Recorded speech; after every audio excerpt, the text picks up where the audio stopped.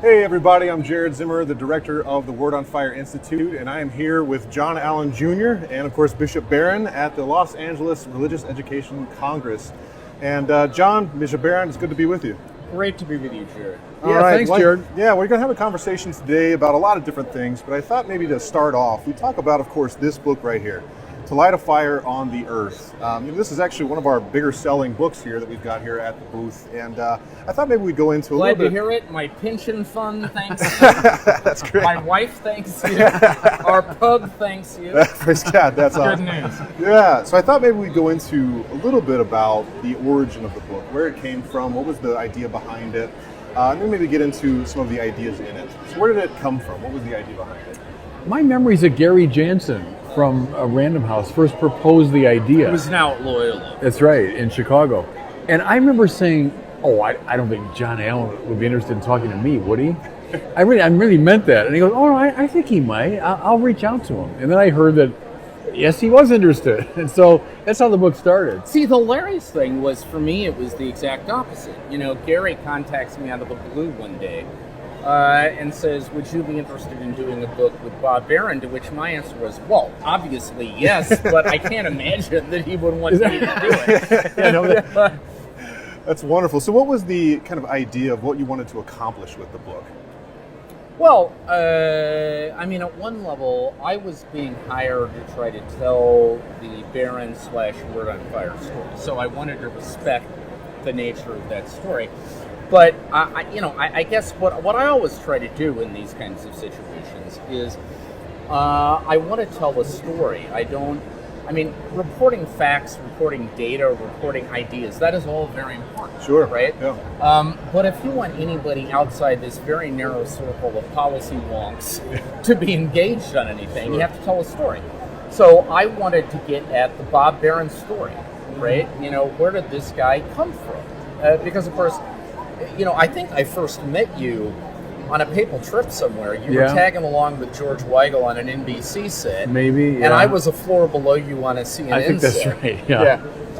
And so when I first knew, then Father Barron, now Bishop Barron, he was already kind of a fully formed personality as a very successful evangelist, preacher of the faith. And I was curious as to where that came from. Yeah. Right? And I figured if I was curious, probably other people would be curious too. So that was the genesis of it. I wanted to see if there was a story there, and not only was there a story, but there was a gripping story, which became To Light a Fire in the Earth. Wonderful. Yeah. And I remember very vividly, John came out to my house in Santa Barbara for maybe 3 sessions, two or three sessions. And they were long. We went at it for several hours. And I've said it was like a combination of my doctoral defense and psychotherapy was what it was like.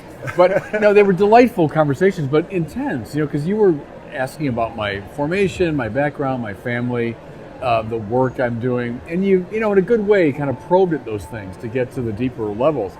And I enjoyed the process immensely. And then we had a lot of raw material of just our conversation. But one thing about that book I wanted, and I think we managed to pull it off, that it does read like a conversation. Sometimes these, kind of interview books are a very canned question, followed by this lengthy footnoted answer. Sure. Right. I wanted ours to sound like it was a real conversation, and I think we managed to do that stylistically. So as you're going through this conversation and you're kind of thinking through both your origins coming up as an evangelist and thinking through the mission of Word on Fire, the kind of beginnings of Word on Fire, was there anything that came about through that kind of introspection that was maybe a little bit of a, not necessarily a surprise, but kind of something that stuck out to you? In the course of our conversation, I don't know, it was helpful to me, I think, to hear from an outsider about Word on Fire, because I've been living it from the inside, from the beginning. And I think just to see it as the combination of sort of academic, evangelical, media meets the academic, etc. To hear John's take on that was helpful, and to hear his questions from that angle. I'm not sure, having lived it from the inside, if there was so much new to me, but hearing his perspective on it, I think, was helpful. Well, what was interesting for me is that this book was in many ways a departure from my day job. Sure. You know, I mean, my day job is primarily covering the Vatican and covering the global church. And, you know, all of a sudden I wasn't talking to a very intelligent, articulate person about the latest Vatican scandal or whatever. But we were talking about perennial things, right? You know, prayer, beauty, truth, right? And of course, that is the heart of the matter, right? Yeah. That's what this whole thing is about. It's just, there's very little in my day-to-day work that actually gives me space to talk about that. And I remember telling somebody at the time that we were doing these conversations that I know I'm getting paid to do this, but this really feels like a kind of retreat. Like, you know, I'm sitting at the foot of a guy who has thought long and who has a fairly active mind and who has thought long and hard about these perennial, the kinds of things that I rarely have a chance to sink my my teeth into. And so from that point of view, it was a great privilege. And it was also a reminder that all of the stuff that I do is really just prolegomena. You know, it's like an antipasto to the main course, right? And this was a master chef delivering the main course. The fettuccine Alfredo was right here. No, the fettuccine amatriciana. That's your favorite. Or some spaghetti, your whichever. So one thing that you had just mentioned that is, I think, a big part of the growth of Word on Fire, the growth of Bishop Barron's mission, is this idea of the way of beauty. You know, why has that been such a core principle for you? Yeah, you know, it's funny, when I was at the Ad Limina, I'll be the ultimate name dropper here, when I was talking to the Pope at the Ad Limina, we had a chance to ask him questions. And so, rather nervously, I asked him about the way of beauty, because I said it features very prominently in your own work, and I mentioned Balthazar, who'd be a common influence on both Pope Francis and me. So that's been on my mind for a long time. I think especially today, in our postmodern time, when people are so uneasy with the true and the good, because you tell them, you know, what to believe or how to behave, they tend to react negatively. So show them things, show them the beautiful, which is much more non-threatening. And so that's why I think it's been a very practically efficacious method. I loved it in Balthazar as a theoretical thing, but then I saw it working as you show Chartres Cathedral and you show the Sistine Chapel and you show the great beauty of Catholicism. And that's part of our genius, that we are a beautiful religion. So I saw it work on the ground, you know, and that gave it added, impetus for me. I mean, all I can say is where Bishop Barron had me in this conversation is when he invoked a realm that I respond to, which is baseball. Oh yeah, right. And he asked the question, when did you first fall in love with baseball as a kid? Is it when somebody explained the infield fly rule to you? Or is it when you first stepped out and you smelled the freshly cut grass and you felt the smack of the ball in your glove and you felt the tingle in your hands when you connect with the bat, right? And his point was that those rules all will make perfect sense when you fall in love with the game. Yeah. But if you haven't first fallen in love with the game, those rules are going to seem arbitrary and bizarre, right? And that, by the way, we need to have the conversation at some point about the Astor scandal, because I haven't been able to talk to you about that, and I would love your take on it. Yes, and it's funny, a lot of people in my region actually have been approaching me about that. Right? To my great surprise, including a lawyer that said, I'm very concerned about this. And of course I know about it, but I haven't given it that much thought, but it's worth thinking about. You and I need to do brief on that. My point was, that was the aha moment for me in talking with him when I sort of got it. That, I mean, before structures and norms and all of that are going to be comprehensible, you first have to fall in love with something, right? That's right. Now, he then, veers off in a bizarre direction and starts making the same argument for golf, which makes no sense whatsoever. do not comprehend. But the baseball part, it worked. You get that. Yeah. Wow, that's wonderful. Another aspect you guys get into here is a conversation about the mission and the future of Word on Fire. It's called From Ministry to Movement. Yeah. Maybe Bishop Barron, if you could kind of fill in, what that looks like, some of the things maybe you mentioned in here, and then Sean, some thoughts on that, that'd be great. Well, in some ways it looks like you. I mean, you're the director of the Word on Fire Institute. And what I feel most strongly about now is precisely that. So we have this institute with an awful lot of people in it who are dedicated lay people that want to be evangelizers, and they get access to specialized material that we're producing.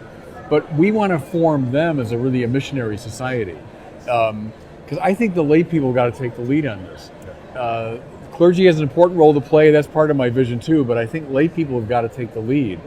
And that's my dream, to move Word on Fire from just a ministry to this largely lay-led mission to re-evangelize our culture.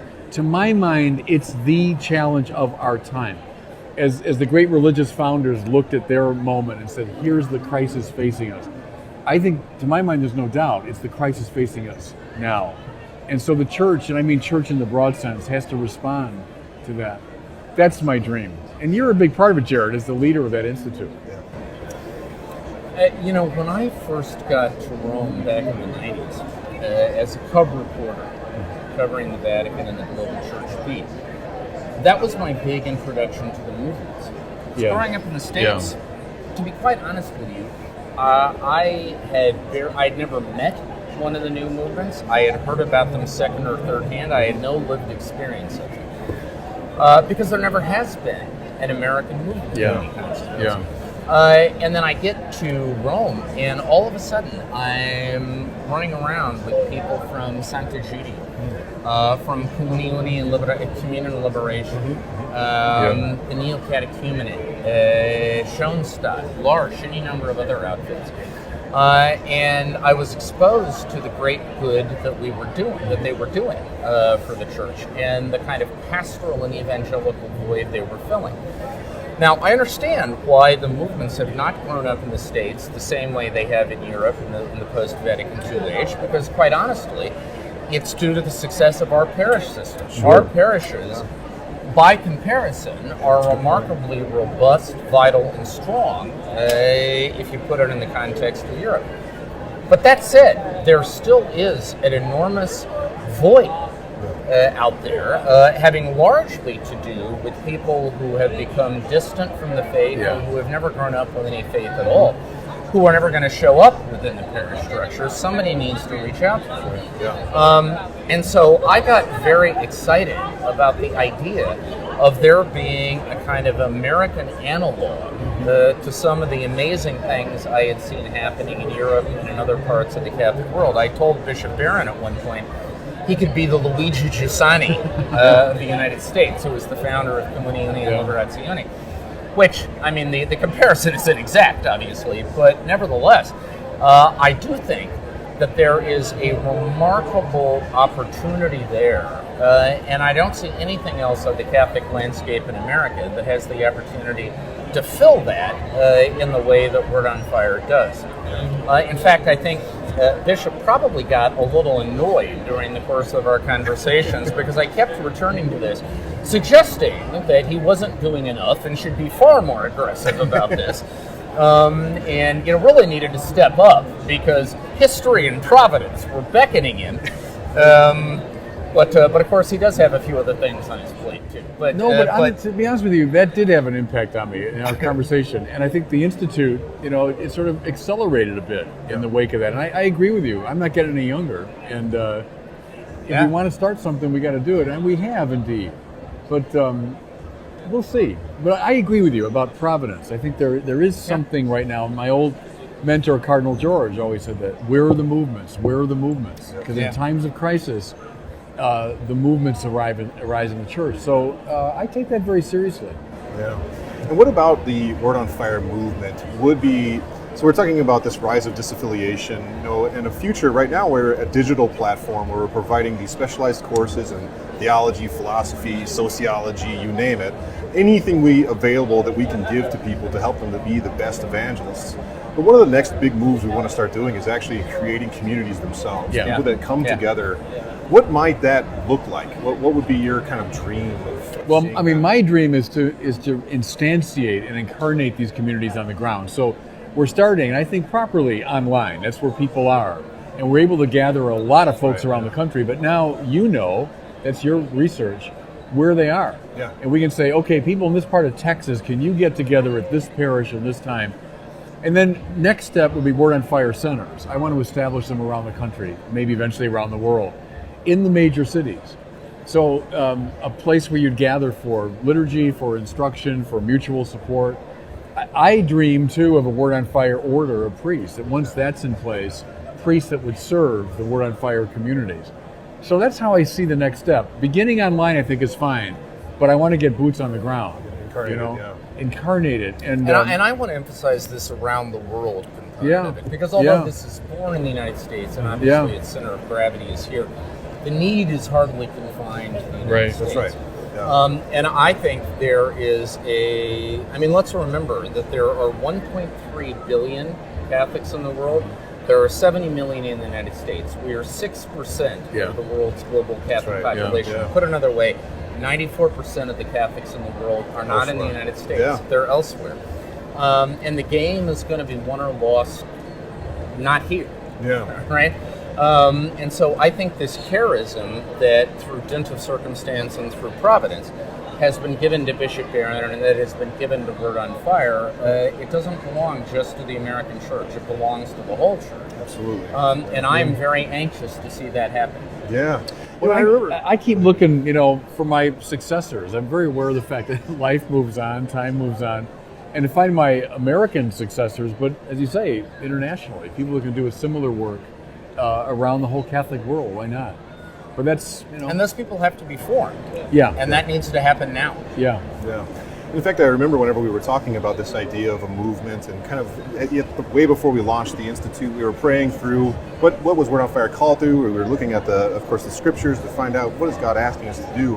And I remember with this grand vision, we always came back to we've got to start with formation.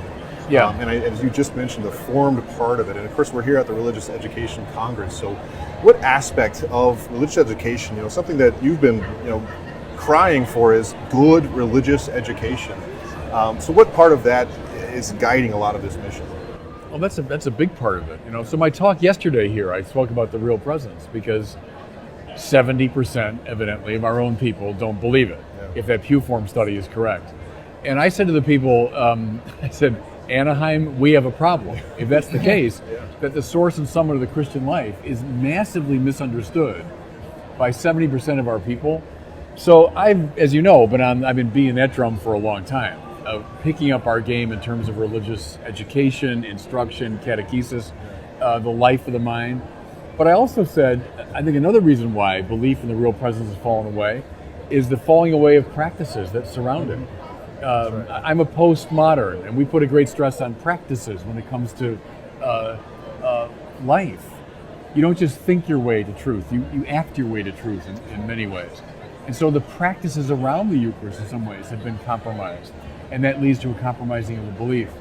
But I think all of that, it means a reinvigoration of Catholic life at all levels, mind and heart and body maybe above all, is important, So we can't, sometimes we can't overstress the importance of that, of the formation of the whole person, the whole Catholic person. Yeah, so one thing I wanted to now go into is kind of more into current events, some contemporary things. And Bishop, I know you just got back from your Ad Limina visit with Pope Francis. You had just mentioned it a minute ago. First off, how did that go? How was it meeting Pope Francis? Great. First, go ahead. For that rare person watching this who may not know what the phrase ad limina means, okay, that's good. Might be good to unpack that. So ad limina is a Latin phrase meaning to the threshold, and the idea is that every 5 years, every Catholic bishop in the world is asked to take a trip to Rome to the threshold of the apostles, Peter and Paul. And so they make a visit to the Pope. They also visit a number of Vatican offices. They have to prepare a report on the state of their diocese. Prior to that, in theory, that report will be read. You can tell us whether you had the sense it actually had been. And so it's like a chance to... in the corporate world, we would say this is middle management comes to the home office for a kind of check-in. Right. Sure. Yeah. It was good, and that's helpful, John. Thank you for all that. It was good, Jared. The first day we had Mass in the bowels of St. Peter's Basilica. So I'd been there before, of course, the tomb of Peter, but there's something when you're there with your brother bishops, so we're all in the Episcopal regalia, and you're at the tomb of the Galilean fisherman who knew Jesus. There's something powerful about that. And then we make our way about a half hour later to visit with the living successor of St. Peter. Just that combination is very emotionally powerful. The Pope was in very good form. He met us one by one as we came in. Big smile, a lot of energy. This was in the Santa Marta? No, we were in the Apostolic Palace, in one of those big, receiving rooms. Met everyone individually, nice warm smile, handshake, the whole bit. And then we met in a big room. He's at one end, and we're kind of arrayed in these uncomfortable chairs around him. And then he said to us, okay, we're here as brothers. Tell me anything you want. Ask me any question you want. Correct me. If you think I'm wrong about something, tell me. The water bottles are over there. The bathroom is through that door. And he said, we're human after all. Yes, we are. So it was very casual, very friendly setting. So then we started asking him questions. And most of us in California speak Spanish. And so I'd say 2/3 of us spoke to him in Spanish, though he only spoke Italian. He never spoke Spanish once. All in Italian through a translator. But most of us spoke to him in Spanish. And we covered the gamut. I mean, we were 3 hours with him. 9:30 till about 12:40 we were with the Pope. And he gave no signs of flagging ever. His translator looked exhausted, the poor guy. But the Pope was fine. We covered a whole range of stuff. What stands out to me, evangelization. He more or less said, as I've always suspected, Evangelii Gaudium is the key to his papacy. He said, tongue-in-cheek, he goes, it's largely plagiarized, from the Aparecida document of 2007 and from Evangelii Nunciandi of Paul VI. Right. But his point, I think, being, it's in continuity with those great texts about the new evangelization. And he said, that's what it's about. That's my papacy, The other thing, and he's very strong on this, he was against the gender ideology that he sees as very powerful here in America and in the West generally. And he urged us with great emotion to oppose it. And he said, whatever denies difference denies the Bible and denies the intention of God. So that really struck me. And he used this phrase, ideological colonization, with us, which he's used before, at the way the West tends to colonize the rest of the world with its ideas. He said, you have to be opposed to that. One last thing I'll say, at the very end, he was very grateful to the American bishops. There wasn't an ounce of this animosity. Sometimes you'll... Yeah, I wanted to ask that, because there is this narrative out right. there that the on Pope both the left doesn't and the like right. the United States. Yes, and whatever, we could say more about that, but I'd say our time with him, not an ounce of it. There wasn't an ounce of correction or suspicion. He thanked us. He said, during a time of crisis, you've borne the brunt of a lot of this, and you've kept the faith, and I want to thank you for that. So that was very moving, I think deeply appreciated by the American bishops. But no, he's very warm. And I'd say this too, the curial offices, they must have gotten the memo about being friendly and inviting and open to our questions. Some of the older timers who'd been to other ad limina said in the past, the prefect would come in, usually read a text in Italian, untranslated, and then maybe would make a couple of scolding remarks and leave, right? There was none of that. I have nothing to compare it to, but there was none of that. They were very warm. We gave an opening talk. Usually one of us was on for like a little 5-minute, get the ball rolling presentation. So I gave one, for example, at New Evangelization. And then open Q&A, a lot of dialogue. So they were very positive, very positive. And John, any stories about other ad limina visits, and also what is kind of the output that comes from those visits? Well, look, as Bishop Barron just said, the history of the ad limina visit prior to Pope Francis is a very different animal than what it is right now. The old formula used to be, you would have a group of bishops, including very senior guys. Guys that in their own backyards would be regarded as kind of titans of the earth, who would go into these Vatican offices, and they would be seated around a table and made to cool their heels for like 10, 15 minutes. Then finally, the Cardinal Prefect would walk in surrounded by a coterie of like flunkies, right? He would get up, read a 40-minute speech in Italian, And, as the bishop said, usually at the end throw in a couple of things that these guys were doing wrong, and then leave. Yeah. And that was the whole experience, right? By the way, you know who the one standout to that always was? Ratzinger, they said, Ratzinger. right? Yeah. The one standout always was Cardinal Joseph Ratzinger, later Pope Benedict, who for all those years under John Paul, he was the guy that when you came into his dicastery, he would be there to greet you. He didn't come in after everybody was seated. He would say hello to everybody. He would always have notes, and he would have some things to say, but because he actually read the reports. Yeah. But he would save that to the end, and he would say, I want to hear from everybody first, beginning with the most junior bishop in the room. We used to have a bet in the Vatican press corps. If we could ever find a bishop from any place on earth who finished their ad limina without saying that Joseph Ratzinger was their best meeting, Wow. then we would buy that guy dinner. None of us ever had Yeah. to pay off I've for always like heard more that. than 20 years, I've always heard that. right? Which is, I think, part of the reason he got elected so easily Yeah. in 2005, right? He was Because well known and well the public liked. image was Joseph Ratzinger was like Darth Vader, The Rottweiler. right? Yeah, right. The Herr Panzer Cardinal. Right. But people would actually, and I'm talking, I heard this from bishops who were certainly not in lockstep with Right, Joseph ideologically. Ratzinger on theology and Yeah. politics, right? Today it's a different experience, right? The message clearly has gone out under Pope Francis that these meetings are supposed to be informal. They are supposed to be dialogic. Yeah. And he has tried to appoint curial prefects who are comfortable with that model of things. So I think everybody would say it's a better experience. Now, you asked what comes out of it. That's an entirely different question, right? I'm not sure anything. I'm not sure you could point your finger and say, aha, this appointment or this policy decision or this document directly resulted from an unlimited visit. But I do think there is a morale effect that is real. Bishops at least have the sense that they are being heard. Yeah. And that's important. You can't gainsay, how important that is. Further, I also think there is a sense, gradually there's a turning of the wheels going on in terms of how the Vatican understands its role. And this is very much at the heart of the reform Pope Francis wants to promote. Historically, the Vatican has seen its role as governing. Mm-hmm. And that, of course, they are ultimately the last instance of governance. You can't take that away.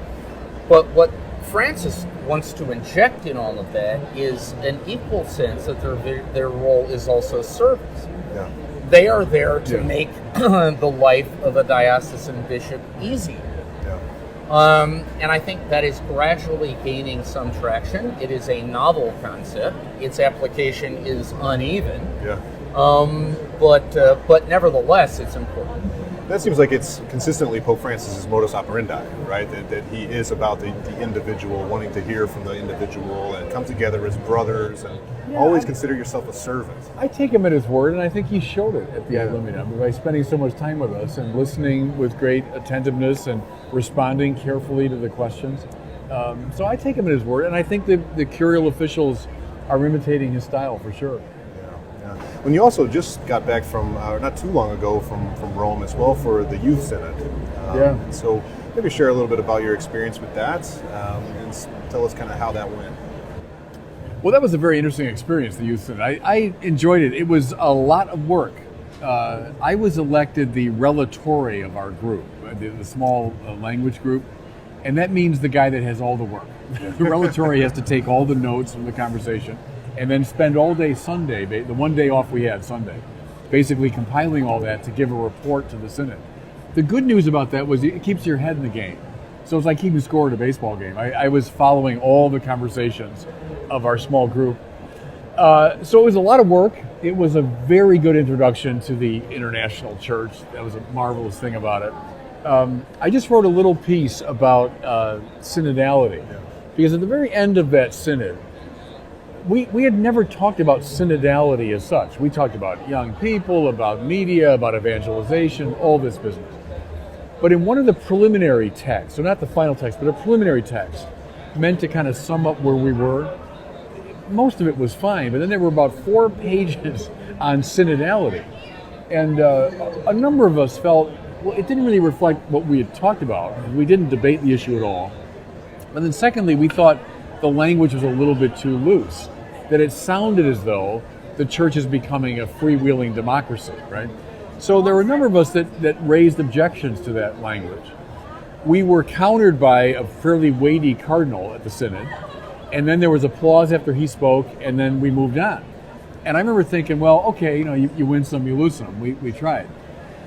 Well, I think a long story short, when the German bishops gathered, last summer, under the aegis of synodality and the synodal way, and began to propose, seemed to me, pretty major changes when it comes to the church's understanding of marriage, the sexual act, ordination, etc. I must confess, a lot of those concerns came back to my mind. That's what we were worried about, Well, at the Ad Limina visit, the issue came up with the Pope, synodality. And the Pope was very clear and very strong. He said, now remember, brothers, a synod is not a parliament. A synod is not a democracy. I thought, okay, good. He said, the protagonist at a synod is the Holy Spirit. And what struck me was, in a democratic polity, the protagonist in a way is the will of the people, right? And the politicians are there to discern as best they can the will of the people. And the Pope was telling us, that's not a synod. It's not discerning the will of the people, it's discerning the will of the Holy Spirit. I just thought it was a very interesting, clarifying thing. And in line, I felt, with what a number of us felt during the Youth Synod, that's the danger of synodality language. It can start sounding a lot like the language of democratic politics or polity. So anyway, I found that illuminating at the Ad Limina with the Pope. You got lucky because you drew by far the least controversial of Francis's synods. I mean, you could have had one of the two in the family or the one in the Amazon with the Pachamama and all of that. Oh, yeah, I missed Pachamama. And you would have been dealing with that ad infinitum. Yeah. Look, here's the thing. I want to pick up on something the bishop just said, because I have, for my sins, I think I've now covered 14 synods of bishops. Is that right? Over the course of my career. Yeah. And if you put a gun to my head right now, Jared, and said, give me one revolution in Catholic life that ever resulted from a synod of bishops, I think I'd be a dead man. So, I mean, the glass half empty reading of these things is that a synod of bishop tends to be an expensive talk show that it doesn't really accomplish very much, right? And there was a case to be made for that. However, here's my glass half full reading. Having covered the Catholic Church for more than 20 years, I can tell a definite difference between an American bishop who at one stage in his life has taken part in the Synod of Bishops and an American bishop who hasn't. And you want to know what the difference is? The bishop who has been in a synod has a much more instinctive understanding of the global character of the Catholic Church than one who hasn't. A bishop who has been in a synod will know that an issue may play one way in Los Angeles, but it's not going to necessarily play the same way in Beirut or in Beijing, right? Or in Islamabad, right? That it is a staggeringly complicated global family of faith out there. And that part of the price of admission of what it means to be a Catholic is to think in a global key about the church. I often say that in the 21st century, when you look at the trend lines, our growth is not in the West. Right. Our growth is above all in sub-Saharan Africa and other parts of the developing world. By the middle of this century, 3/4 of every Catholic man, woman, and child alive will be outside the West. There are only two options on the menu. You either think globally or you think dysfunctionally. Right? Those are only two choices. And a synod inculcates a global perspective in a way like nothing else I've seen. And so, to me, the particular conclusions of a synod of bishops, while interesting from a keeping score point of view, ultimately don't translate to very much because a synod is an advisory body at best anyway. I mean, it's always up to the Pope to decide what to do, right? So, I mean, the synod for the Amazon, if you want to know whether we are or are not going to expand the use of married priests in the Amazon, what the synod had to say is interesting. It's the Pope's thinking about it that ultimately matters, right?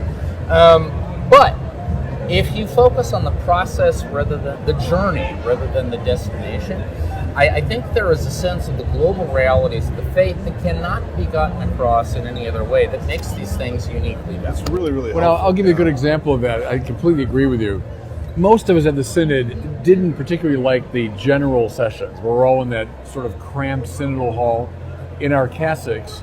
And I said it's like being in the worst middle seat in the worst economy section. So, and then listening to people give speeches. I mean, you're interested for a little while, but that gets tiresome.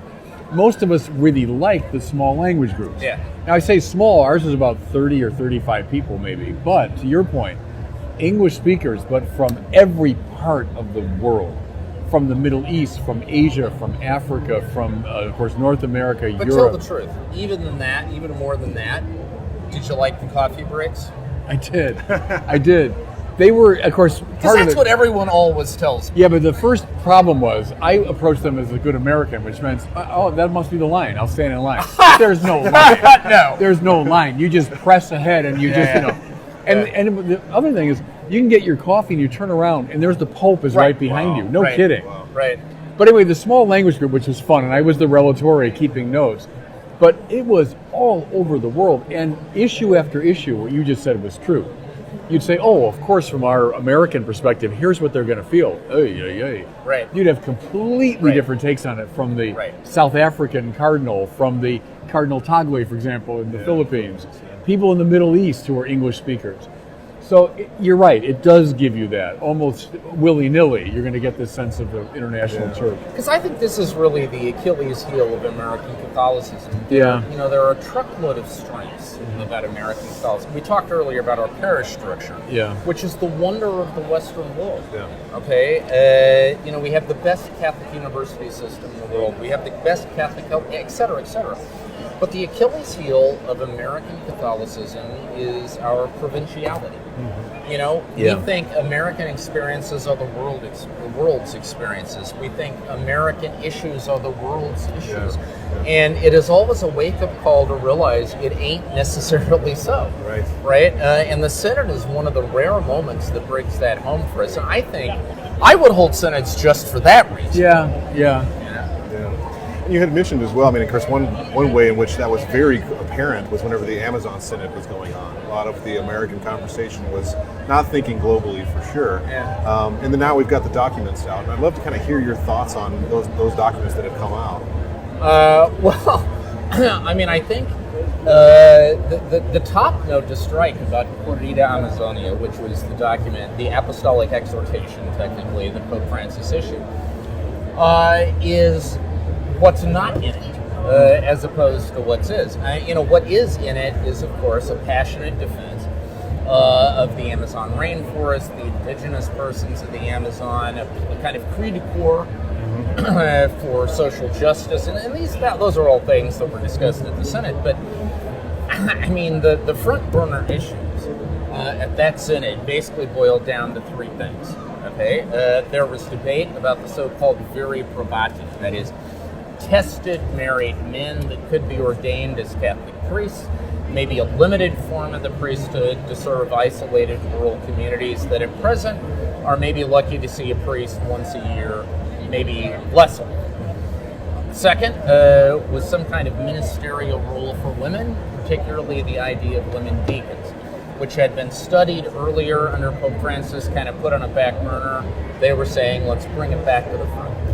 And then finally, the idea of a special Amazonian rite of the Mass as a gesture of respect and appreciation for the religiosity and the indigenous cultures of the Amazon. Those things occupied an enormous share of the debate, both inside and outside the Amazon Synod. They were the most contested items in the final document. And the striking thing is, you would not know any of that happened from reading Pope Francis's concluding document, because he just blows it off, doesn't engage any of it. So the question is, how do you read that? Right? And I think there are probably two most compelling explanations. One is, I think Francis was frustrated during the Synod that those issues, which he would consider to be kind of inside ecclesiastical baseball, were drawing a disproportionate share of attention. He wanted more focus to be in the bigger picture, the ecological and social justice questions. So he wasn't going to play the game in a way that the media and social media and so on He's really good at that. had tried to dictate, right? I think the other, quite honestly, is that he is not ready to give answers to those questions. So I think those who think that Corrida Amazonia represented a definitive no to those three questions, are misreading the situation.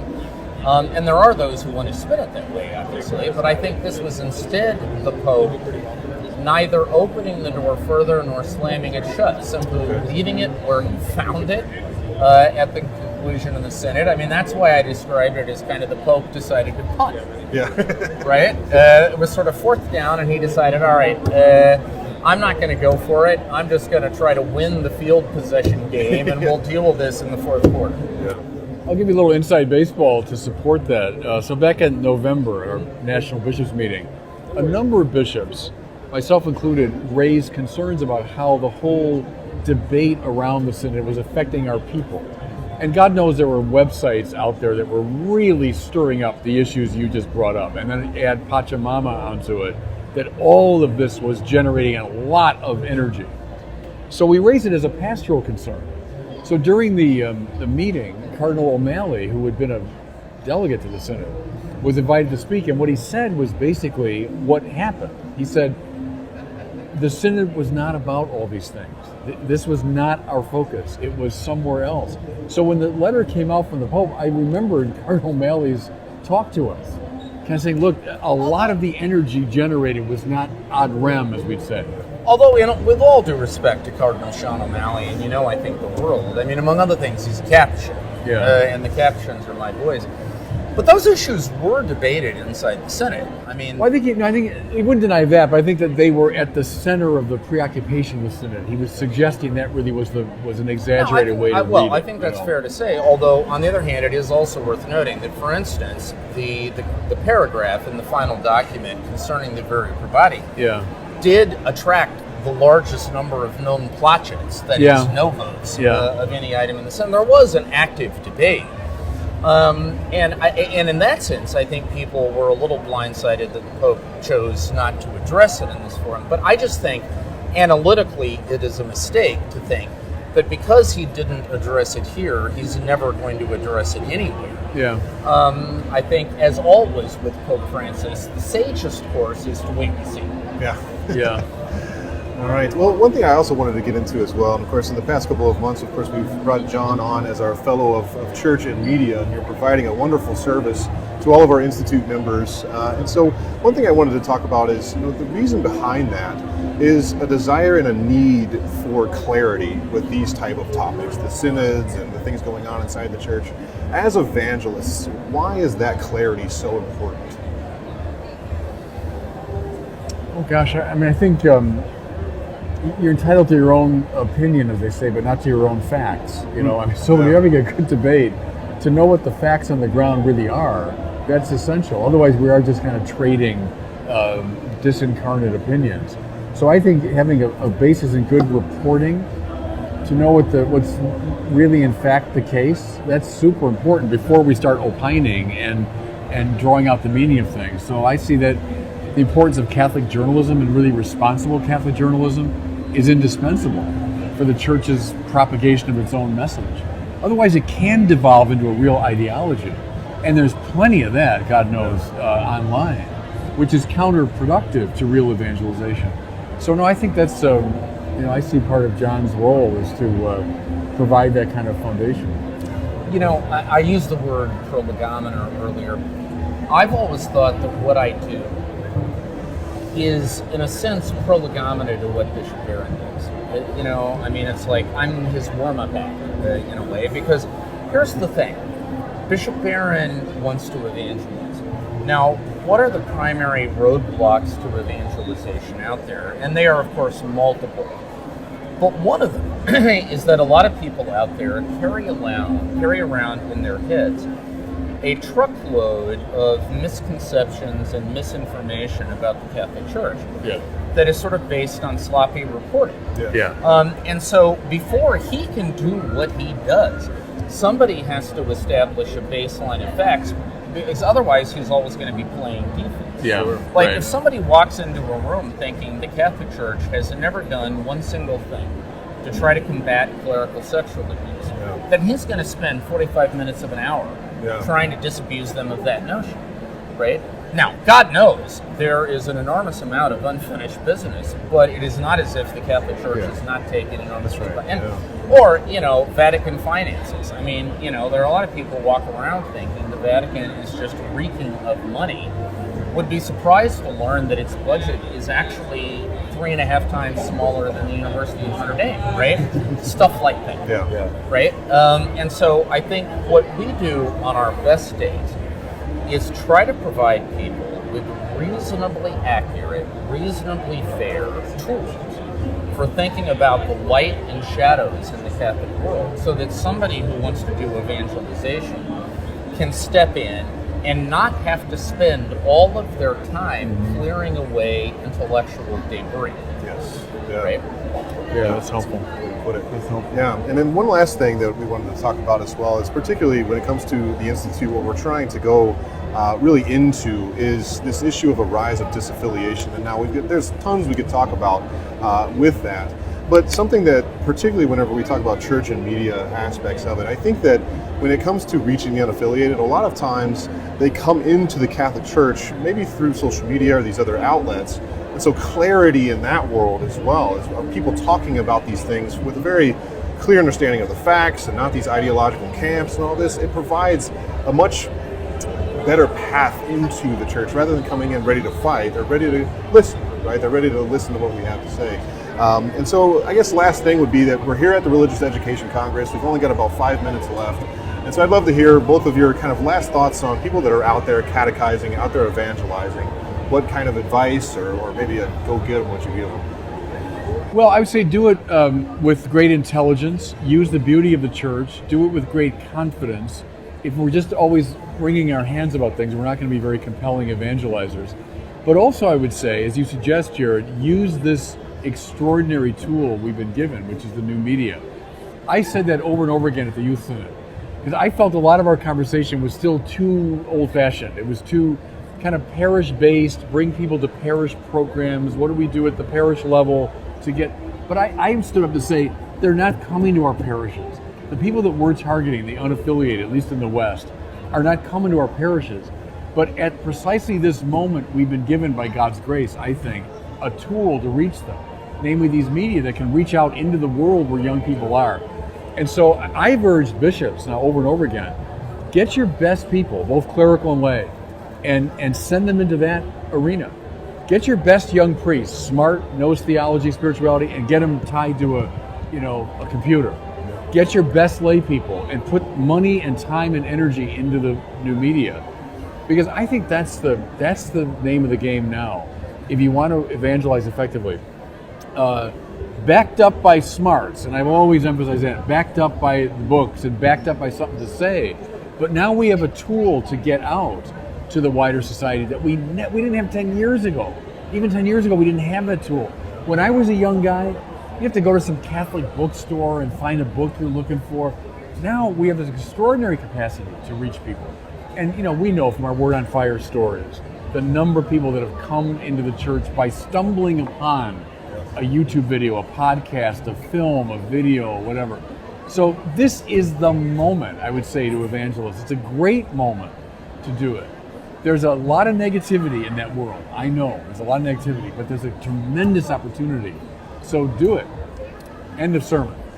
The lesson endeth here. Lesson endeth here. The only thing I would add to that, and of course, listen, evangelists everywhere, take your advice from Bishop Barron, not me. If you start turning to journalists for spiritual counsel, that is a short road to perdition. But I would say have the courage to be countercultural. Yeah. We purport to be evangelizers of culture. Too often we are evangelized by our culture. And one of the ways that shows up is that in the Catholic social media sphere, we have drunk too deeply at the well of ideological division and snark as the way to present a message. That's not Christian, it's not Catholic, it's not who we are. It turns people off. So I would say resist that. And in doing so, you will be doing a service not only to the faith, you'll be doing a service to the culture. Right. Well, John, Bishop Barron, thank you all so much. My pleasure, for your Jared. time. Thank you. It's been a Thanks, wonderful, Jared. wonderful conversation. So, again, for all of us who have been watching, be sure to check out the Institute at wordonfire.institute. I would also heavily suggest going to Crux, CRUX, to go for all your media and journalism needs. And again, thanks for being with us, and God bless.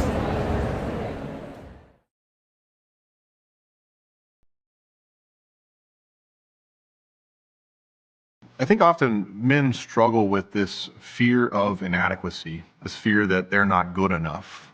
I've failed, I don't deserve his love. Or because I've failed, I don't deserve his forgiveness, right? I struggled with that a lot. I'm gonna get big and strong and powerful, and so that nobody ever thinks less of me. But that's not gonna fix it ultimately. The best way to get grace is the sacraments. I think especially the sacraments of confession and communion. Because we can consistently go back to those. You're taking Christ into your body. It's going to help you carry that cross. Every time I went back to confession, I would hear from the priest, your sins have been forgiven. So I think for men in particular, it's a sacrament of grit, if you will. It's a way in which no matter how many times you have to confess the same thing over and over, you just keep going. And the Church Triumphant and the saints and the angels are all cheering us on. I know I will fail by myself, but my life's not about me. My life is about bringing Christ to the world. The sacraments are gifts from God to imbue his grace. The church offers these to the people of God to strengthen and embolden them to live the Christian life. Men are called to fight. We got my 2-year-old boy, run up to his 11-year-old brother and trying to beat him up, because that's just part of our kind of warrior spirit. What the sacraments do is invite you into the spiritual warfare that Christ accomplished on the cross. And so especially whenever we're dealing with struggles like fear of failure, fear of inadequacy, a lot of that tends to kind of go by the wayside when you have a very clear expectation of here's the fight you're supposed to be in. So the sacraments call you into that battle. Baptized as an infant, confession and first communion. Now as a confirmed adult, you're now a warrior in the battle. Strength training has been a part of my life now for a long time, bodybuilding and powerlifting, and it's taught me a lot about being able to put in the effort into something, and from that you get results, which spills right into your spiritual life. It's actually a vital thing for a father to take his kids and his entire family with him to these sacraments. If you think about the family as the domestic church, you're leading them as the king. You're being the prophet of good news by saying this is where the truth can be found. And you're being the priest by sacrificially offering of your time and your love to them and bringing them to where they can find these sacraments. I would definitely challenge men to study more about the theology and the practice of the Mass. Some of the smallest little things in the Mass have huge meaning. But, at the minimum, it's once a week, and it can become very repetitive. We know when we're supposed to stand. We know when we're supposed to kneel. If you want to get stronger, you want to get bigger muscles, what are the things that are going to be unbelievably repetitive? Your lifting and your eating, right? The two things that are eventually going to get very dry very quickly.